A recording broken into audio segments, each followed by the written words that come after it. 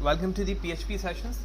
और PHP sessions पे हमने अभी तक जो है वो कुछ बेसिक्स PHP के सिंटैक्स को समझा कि PHP की प्रोग्रामिंग किस तरह से होती है, लूप्स, एरे, ठीक है, सिलेक्शन, डिसीजन मेकिंग, ये सारी चीज़ें देखी।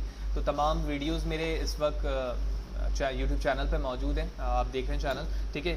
ना सिर्फ ये, आप यहाँ से डायरेक्टली तमाम वीडियोस को एक्सेस कर सकते हैं, बल्कि साथ ही साथ मैंने अपने ब्लॉग को भी यहाँ पर मेंशन किया है, fahadhusaincs.blogspot.com, ठीक है। इस ब्लॉग पर आने के बाद आप यहाँ देख रहे हैं PHP ट्यूटोरियल का सेशंस है। यहाँ पर आपको तमाम वीडियोस के जितने कोड हैं वो यहाँ पर मौजूद हैं with respect to the video. जैसे आप देख रहे हो ट्यूटोरियल नंबर 3 है, आप यहाँ से डायरेक्टली कोड को कॉपी पेस्ट करके अपने आईडी में पेस्ट करके भी रन कर सकते हैं। तो वहाँ से आप डायरेक्टली वीडियोस देखने के बाद फ्रीली यहाँ से आप कॉपी पेस्ट करके अपने कोड को यूज़ कर सकते हैं। Okay, so back to the work. इस सेशंस पर हमें क्या करना है, इस सेशन पर हम डिस्कस करेंगे ग्लोबल वेरिएबल्स को, ठीक है, कि PHP में ग्लोबल वेरिएबल क्या है और किस तरह से उसे यूज़ किया जाता है, एक्सेट्रा। तो PHP global variable also called super globals, ठीक है। Several predefined variables in PHP are super globals. PHP के अंदर कुछ प्री डिफाइंड वेरिएबल्स हैं जिनको हम ग्लोबल वेरिएबल या फिर सुपर ग्लोबल्स कहते हैं, which means that they are always accessible, जिसका मतलब है कि ये हमेशा एक्सेस किए जा सकते हैं हर जगह, रिगार्डलेस ऑफ स्कोप, ठीक है। स्कोप के अलावा, अगर आपने इसकी कोई बाउंड्री डिफाइन कर दी है स्कोप के, तो उसके अलावा, and you can access them from any function, class और file without having to do anything special। आप किसी भी फंक्शन और क्लास के अंदर एक्सेस कर सकते हैं कोई भी स्पेशल काम किए बगैर इन वेरिएबल्स को, ठीक है। तो इन वेरिएबल्स में जो हमारे पास PHP में वेरिएबल्स हैं उनमें से सबसे पहले हमारे पास आता है ग्लोबल, जिसे हम इस फॉर्मेट पे लिखते हैं। उसके बाद है $, सर्वर है, फिर पोस्ट है और गेट है, ठीक है। इसके अलावा और भी हैं सच दैट कुकी, ठीक है, जो कि हम आगे जाके देखेंगे। इसी तरह फाइल्स है, वो जाकर हम आगे भी इन चीज़ों को देखेंगे। सेशंस हैं, ठीक है, env है। तो ये कुछ प्री डिफाइन हमारे पास सुपर ग्लोबल्स मौजूद हैं जिसके ज़रिए से हम उनके डेफिनेशन के मुताबिक काम कर रहे होते हैं। तो इस सेशन के अंदर हम इन 4 ग्लोबल वेरिएबल्स को देखेंगे और समझेंगे कि इसका क्या काम है। तो सबसे पहले पहला जो ग्लोबल वेरिएबल है वो है $ग्लोबल्स, ठीक है, और लार्ज ब्रैकेट ओपन क्लोज है। इसका मतलब क्या है, इसकी डेफिनेशन देखें तो global is a PHP super global variable which is used to access global variable from anywhere in PHP। Scripts $_server is an PHP super global variable which hold information about header, path and script locations। यानी आपको global variables क्या बता रहा है कि आप अपने variables को कहीं ना कहीं से एक्सेस कर सकते हैं, वेयर एज आगे बताया जा रहा है जो सर्वर है हमारे पास, जो कि सेकंड है हमारा, इसके ज़रिए से आप अपने फाइल के इंफॉर्मेशन को गेट कर सकते हैं। फाइल की इंफॉर्मेशन क्या है कि उसका हेडर क्या है, उसका पाथ क्या है और उसकी स्क्रिप्ट लोकेशन क्या है, यानी कि वो फाइल आपकी मशीन की किस जगह पर मौजूद है। तो सबसे पहले हम समझते हैं कि ग्लोबल वेरिएबल्स को हम किस तरह से हैंडल करते हैं इन PHP। तो XAMPP सर्वर मैंने इस वक्त एक्टिव किया हुआ है, ठीक है, और उसके बाद अब मैं PHP पे मौजूद हूँ और हम स्टार्टिंग से इसी पे काम कर रहे हैं। मैंने एक और फाइल बनाई हुई है जिसका नाम है सेकंड, और हम जो शुरू से काम कर रहे हैं वो फर्स्ट फाइल .php है।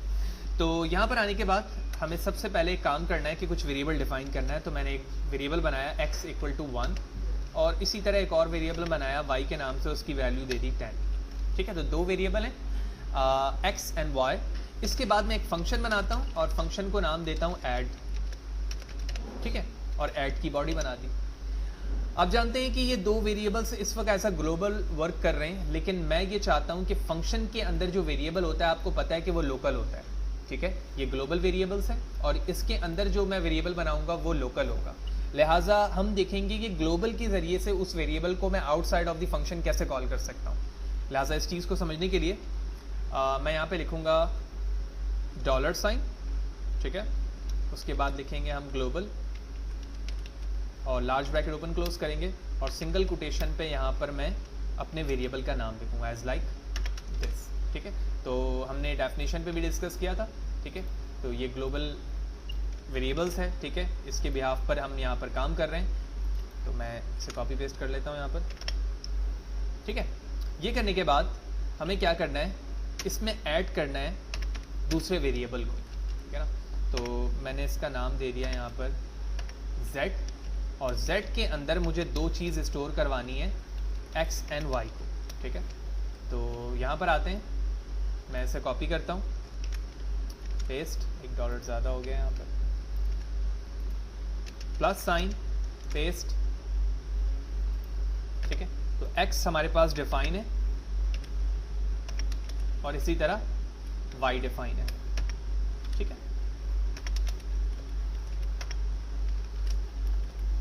टर्मिनेट करेंगे एंड दैट्स इट। तो इस वक्त आप देख रहे हैं कि ये दो वेरिएबल है जो कि ग्लोबल है, इन दोनों को मैंने ग्लोबल के जरिए से एक वेरिएबल z में स्टोर कर लिया, ठीक है। देन अब बारी आती है फंक्शन को कॉल करने के लिए, तो मैं यहाँ पर लिखता हूँ फंक्शन का नाम, स्मॉल ब्रैकेट ओपन क्लोज करता हूँ और उसके बाद टर्मिनेट करता हूँ। कंट्रोल एस करने के बाद हम अपने वेब ब्राउज़र पर आते हैं और अपने पेज को मैं रिफ्रेश करता हूँ, तो आप देख रहे हो कि कोई वैल्यू यहाँ पर इस वक्त प्रिंट नहीं हो रही है, ठीक है। लेकिन क्या मैं z को एक्सेस कर सकता हूँ यहाँ पर, ये देखना है हमें। तो लिहाजा मैं यहाँ पर आता हूँ और लिखता हूँ $of z, ठीक है। और उसके बाद इसे प्रिंट करवाने के लिए मुझे क्या लिखना होगा, इको। कंट्रोल एस करता हूँ, वाज़ेह है z फंक्शन के अंदर मौजूद है और ये लोकल वेरिएबल है। रिफ्रेश करते हैं पेज को और आप देख रहे हैं कि 11 वैल्यू यहाँ पर प्रिंट हो चुकी है, ठीक है। तो ये 11 वैल्यू किस तरह से आई, 11 वैल्यू यहाँ पर इस ग्लोबल वेरिएबल के ज़रिए से आई है, और इस ग्लोबल वेरिएबल की डेफिनेशन ही हमने पढ़ा कि हम इस ग्लोबल वेरिएबल को किसी भी फंक्शन क्लास के अंदर एक्सेस कर सकते हैं। और मैं इस वक्त फंक्शन से बाहर हूँ और मैंने जब $z को एक्सेस किया है तो इसकी वैल्यू क्या हो रही है, यहाँ पर प्रिंट होकर आ रही है और वो चीज़ हमें दिख रही है। तो यहाँ पर हमने ग्लोबल को समझा कि $, ग्लोबल्स का क्या मतलब है और किस तरह से वो वर्किंग कर रहा होता है। देन आगे चलते हैं। इसके बाद हमारे पास सर्वर है, तो सर्वर की डेफिनेशन हमने ये देखी थी कि @सर्वर जो है हमें अपनी इंफॉर्मेशन प्रोवाइड करता है आपकी फ़ाइल के बिहाफ पर। तो यहाँ पर कुछ बेसिक कोड यहाँ पर लिखा हुआ है, इसको हम डिस्कस करते हैं। तो मैं यहाँ से इसे कॉपी करता हूँ और यहाँ पर हम पेस्ट करते हैं और इसका मतलब समझते हैं कि हम अपने फाइल की इंफॉर्मेशन कैसे गेट कर सकते हैं। तो मैंने डायरेक्टली $सर्वर लिखा है यहाँ पर, जो कि हमारे ग्लोबल वेरिएबल का नाम है, और उसके बाद इसके लार्ज ब्रैकेट में, क्योंकि इसके साथ जो है वो लार्ज ब्रैकेट होता है जिसके अंदर आप वैल्यू या वेरिएबल लिखते हैं। इसके अंदर मैंने लिखा PHP self, PHP server name, HTTP host, HTTP refer, user agent and script name. तो ये कुछ इन्फॉर्मेशन है आपकी स्क्रिप्ट फाइल के हवाले से। तो ये क्या करता है, वो इन्फॉर्मेशन सिर्फ डिस्प्ले करता है। लिहाजा मैं कंट्रोल एस करता हूँ और इसकी इन्फॉर्मेशन को चेक करता हूँ कि स्क्रिप्ट के हवाले से ये इन्फॉर्मेशन हमें क्या दे रहा है। तो आप देख रहे हो कि एक फ़ोल्डर है हुसैन, और उस हुसैन के अंदर मेरी ये फ़ाइल मौजूद है। उसके बाद इसने दोनों सर्वर के नाम मुझे मेंशन किए कि मैं जो काम कर रहा हूँ वो लोकल होस्ट पे कर रहा हूँ, ठीक है। HTTP रेफर्स इससे जो मिल रहा है उसने मुझे C ड्राइव का लोकेशन बता दिया है कि यहाँ पर कुछ मसला है लाइन पे, ठीक है। जबकि फर्दर जो इन्फॉर्मेशन थी कि आप जो वेब ब्राउज़र यूज़ कर रहे हो वो कौन सा है, ठीक है, वो उसने मेंशन कर दिया है। और उसके बाद एट लास्ट फोल्डर भी वो बता रहा है कि वो किस जगह पर मौजूद है। यानी आसान लफ्ज़ों में जो सर्वर था हमारे पास ग्लोबल वेरिएबल, वो हमारे स्क्रिप्ट के हेडर और उसकी तमाम इन्फॉर्मेशन को शो कर रहा होता है, जो कि आउटपुट पे भी इस वक्त मौजूद है। तो थर्ड चीज़ हमारे पास है पोस्ट एंड गेट, यानी गेट एंड पोस्ट, ठीक है। इसे समझने के लिए पहले हम इसकी डेफिनेशन समझेंगे और उसके बाद आगे चलेंगे। तो गेट एंड पोस्ट क्या है, आपने जब वेब डिज़ाइनिंग स्टार्ट की तो वहाँ पर जब भी आप फॉर्म पे काम किया करते थे तो आप मेथड पे गेट या पोस्ट लिखा करते थे, ठीक है। जैसे आपके पास फॉर्म का एक टैग होता था, उसके अंदर आप दो एट्रीब्यूट यूज़ करते थे, एक में आप लिखते थे एक्शन और सेकंड पे लिखते थे आप मेथड, ठीक है। तो डेफिनेशन समझते हैं। Both get and post create an array, ये दोनों ही क्या करता है, एक एरे क्रिएट करता है, एज लाइक यहाँ लिखा हुआ है जैसे की वैल्यू एरे, ये हम पढ़ चुके हैं सेशंस पे अपने video. This array hold key value pair where key are the name of the form control input data from the user. और इस की के अंदर हम अपने फॉर्म का नाम लिखते हैं जहां पर हम अपनी डेटा को ट्रांसफर करना चाहते हैं एक फॉर्म से दूसरे फॉर्म पर। अभी हम प्रैक्टिकली ये भी करेंगे। Both get and post are treated as $_get and $_post। They are super global, ठीक है, वेरिएबल्स के नाम है। अब कहां पर हम $get यूज करते हैं और कहां पर हम $post यूज करते हैं। तो अगर आप इसकी डेफिनेशन देखो तो get is an array of variable passed to the current script via the URL parameter। जब भी हम get को इस्तेमाल करते हैं तो वो हमारी इंफॉर्मेशन को URL पर मेंशन करता है, उसके बाद ट्रांसफ़र करता है। जबकि अगर मैं बात करूं @post की तो वो यूज़ करता है HTTP पोस्ट को और उसकी बिहाफ पर हमारे डेटा को दूसरे पेज पर ट्रांसफ़र करता है। कैसे? अब इनकी वर्किंग से हम समझते हैं। लिहाजा जो काम अभी तक हमने किया मैं उसे कमिट करता हूं और उसके बाद हम आगे चलते हैं। तो इस वक्त मैं PHP की कोडिंग पे मौजूद हूं, लिहाजा मैं PHP की कोडिंग से बाहर आता हूं और यहाँ पर आकर एक फॉर्म बनाता हूँ। ठीक है, तो फॉर्म का टैग ओपन किया, फॉर्म का टैग क्लोज किया मैंने। ठीक है, मैं HTML की कोडिंग कर रहा हूँ यहाँ पर, लिहाजा इसके बाद हम यहाँ लिखते हैं नेम और यहाँ मैं लिखता हूँ इनपुट टाइप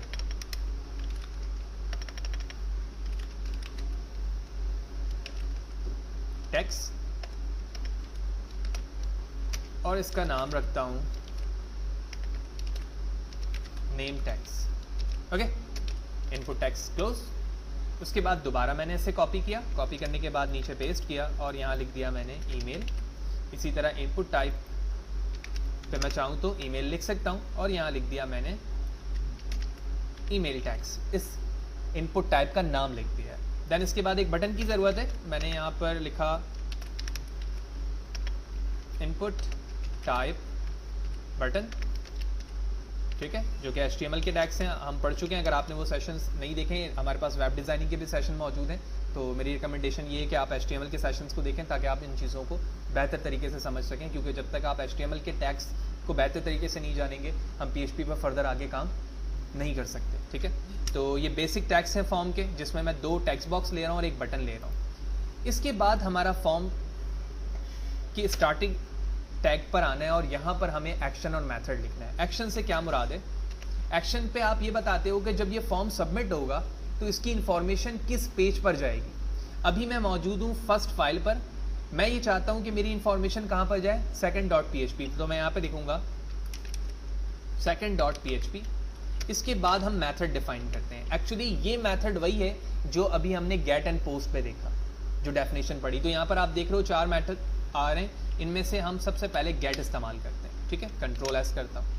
अब गेट इस्तेमाल करने के बाद हम देखेंगे प्रोग्राम को रन करके कि इसका आउटपुट किस तरह से URL पे शो हो रहा है। लिहाजा मैंने Ctrl+S किया, वेब ब्राउज़र पे चलता हूँ, पेज को रिफ्रेश करता हूँ और आप देख रहे हो कि दोनों टेक्स्ट बॉक्स पे डेटा मौजूद है और ऊपर फाइल का नाम लिखा आ रहा है। तो मैंने यहाँ पर लिखा फ़हाद हुसैन और उसके बाद fahadhussain@gmail.com और उसके बाद बटन पे मैंने नाम नहीं लिखा है, यही वजह है बटन मेंशन नहीं हो रहा। अभी हम नाम लिख कर भी देख लेंगे। खैर, मैं अभी इसके आउटपुट को देखना चाह रहा हूँ। मैंने क्लिक किया, क्लिक करने के बाद ऊपर प्रेस करता हूँ, इसका कोई भी आउटपुट यहाँ पर डिस्प्ले नहीं हो रहा है। लिहाजा हम एक काम करते हैं और बटन नेम भी मेंशन करते हैं। सॉरी, मुझे बटन नहीं बल्कि सबमिट लिखना है, यहाँ पर सबमिट टाइप यूज़ करना है।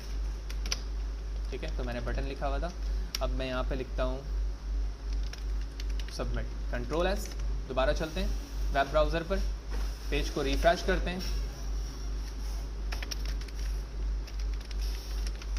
fahadhussain@gmail.com। ठीक है, दोनों टेक्स्ट बॉक्स मैंने फिल किया, सबमिट पे क्लिक किया और आप ऊपर देख रहे हो कि क्योंकि मैंने अभी एक्शंस को ट्रांसफ़र नहीं करवाया, अभी हम सिर्फ गेट के हवाले से देख रहे हैं, तो मैं जूम करके भी दिखाता हूँ। तो आप देख रहे हो यहाँ पर कि जो चीज़ें मैंने एंटर्ड की थी वो तमाम की तमाम यहाँ पर लिखी हुई आ रही है।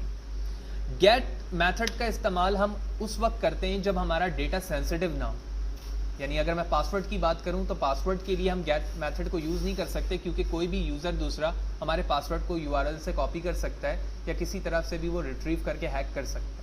तो जो नॉन सेंसिटिव डेटा होते हैं उसके लिए हम गेट का इस्तेमाल कर रहे होते हैं। अब बारी आती है कि जब ये दूसरे पेज पर आ रहा है तो वहाँ पर एरर है, बल्कि हमारा डेटा दिख नहीं रहा है, तो ये हम किस तरह से लिखेंगे? इसके लिए मैं चलूँगा अपने दूसरे पेज पर। तो दूसरे पेज का नाम है सेकंड, लिहाजा मैं सेकंड पेज पर आता हूँ और यहाँ पर आने के बाद मैंने H1 के टैग पे लिखा हुआ welcome to second page for testing global variable और यहाँ पर आने के बाद मैं PHP का टैग बनाऊँगा।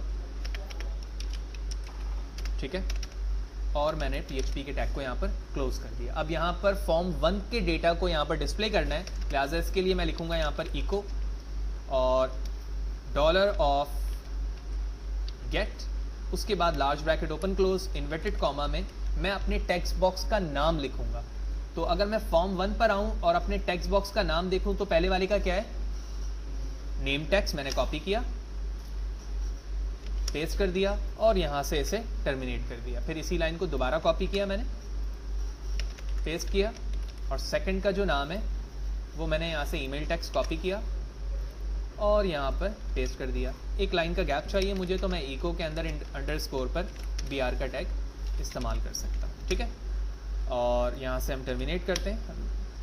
तो आप देख रहे हो $_get जो कि हमने डेफिनेशन में भी पढ़ा था, ये हमारा ग्लोबल वेरिएबल है। इसके बिहाफ पर हम क्या कर रहे हैं, फॉर्म 1 से जिसका नाम टेक्स्ट है, नेम टेक्स्ट, उसकी वैल्यू यहाँ डिस्प्ले करवा रहे हैं, जबकि दूसरे का नाम जो है इस जगह डिस्प्ले करवा रहे हैं। Let's see what will be the output. तो जूम आउट करता हूँ, पहले पेज पर दोबारा चलता हूँ, Ctrl+S करके प्रोग्राम को दोबारा रन करता हूँ। मैथड गेट का ही है अभी तक हमारे पास, लिहाजा मैंने यहाँ पर दोबारा इनपुट ईमेल एंटर किया, उसके बाद सबमिट पे क्लिक किया और आप देख रहे हो कि वैल्यू यहाँ पर मौजूद है, लेकिन हमारा आउटपुट यहाँ पर वर्क नहीं कर रहा है। और क्यों नहीं कर रहा है ये देखना पड़ेगा। ओके, तो यहाँ पर एक गलती ये थी कि हमने स्पेलिंग जो है सेकंड की फाइल पर, अगर आप यहाँ देखें तो SCOND लिखा हुआ है, लेकिन यहाँ पर मैंने सेकंड लिखा हुआ था और मैंने इसको सही कर दिया, SCOND है, ठीक है। जो नाम मैंने वहाँ लिखा था वही किया, लिहाजा अब मैं इसे टेस्ट करता हूँ उसी बिहाफ पर। तो मैंने प्रोग्राम को रन किया और यहाँ पर हम फहाद हुसैन ईमेल एड्रेस और सबमिट करता हूँ। तो आप देख रहे हो कि मैं सेकंड पेज पर आ चुका हूँ और सक्सेसफुली मेरा डेटा भी आ चुका है, लेकिन साथ ही साथ आप देख रहे हो कि आपका डेटा URL पे भी शो हो रहा है, क्योंकि आपने जो मेथड यूज़ किया है ग्लोबल वेरिएबल, वो कौन सा किया है, गेट किया है। अब हम डिफ्रेंशिएट करते हैं कि हम पोस्ट पे करेंगे तो इसका रिजल्ट क्या होगा। लिहाजा मैं दोबारा अपने मेथड पे वापस आता हूँ और सिर्फ गेट की जगह मैं यहाँ पर लिखता हूँ पोस्ट, Ctrl+S करता हूँ और प्रोग्राम को दोबारा रन करता हूँ और यहाँ पर हम डेटा चेंज करते हैं। मैं लिखता हूँ husain@gmail.com एंड सबमिट। अब आप देख रहे हो कि लाइन पे कोई एरर है, लेकिन URL पर कोई भी डेटा हमारा नहीं आ रहा है, ठीक है ना। URL पे कोई डेटा नहीं है। लाइन नंबर 12 पे कोई मसला है और 14 पे कोई मसला है। तो लेट्स सी, क्योंकि वहाँ पर हमने गेट की जगह पोस्ट करना होगा, हमने गेट को चेंज नहीं किया है। तो अब मैं गेट पर आऊँगा और यहाँ पर लिखूँगा पोस्ट और इसी तरह यहाँ पर हम लिखेंगे पोस्ट। Ctrl+S करते हैं, दोबारा पेज 1 पर आते हैं और उसके बाद यहाँ से रन करेंगे and Hussain submit and successfully data आ चुका है। और साथ ही साथ आप URL पे देख रहे हैं कि कोई भी डेटा यहाँ पर शो नहीं हो रहा है। तो इस सेशन के अंदर हमने ग्लोबल वेरिएबल की डेफिनेशन से स्टार्ट किया कि ग्लोबल वेरिएबल क्या होते हैं, और हमने इन चारों ग्लोबल वेरिएबल को देखा कि ग्लोबल क्या चीज़ है। ग्लोबल में हमने ये डेफिनेशन सीखी कि ग्लोबल से मुराद है कि किसी भी वेरिएबल्स को आप विदाउट एनी बाउंड्री अपने फाइल या फंक्शन पे रिट्रीव कर सकते हैं, और हमने प्रैक्टिकली उसे देखा। फिर उसके बाद सर्वर जो ग्लोबल वेरिएबल है वो आपकी फाइल के हेडर और स्क्रिप्ट की इंफॉर्मेशन प्रोवाइड करता है, वो भी हमने डिस्प्ले करके देखा। उसके बाद get and post global variable देखा कि हम अपने sensitive and non sensitive data को कैसे हैंडल करते हैं और किस तरह से एक फाइल से दूसरी फाइल पर लेकर जाते हैं।